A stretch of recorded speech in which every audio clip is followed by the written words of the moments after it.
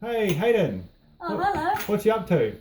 Oh, I'm just peeling some spuds. So what have you been doing today? I've just been researching dinosaurs, building blanket forts, and building with Lego. Interesting. Nice sunny day out there today, isn't it? Yes, it is. So, you got some veggies there. Yes, I do. What's for dinner? Roast chicken. Roast chicken, I see. Yummy. And what veggies do you have there? Kumara, carrots, pumpkin, and potatoes. Yummy. So, tell me, what's your favourite veggie? It would either be kumara or carrots. Kumara or carrots? So, you know those veggies are really healthy, don't you? They're really good for you. Yeah, they are.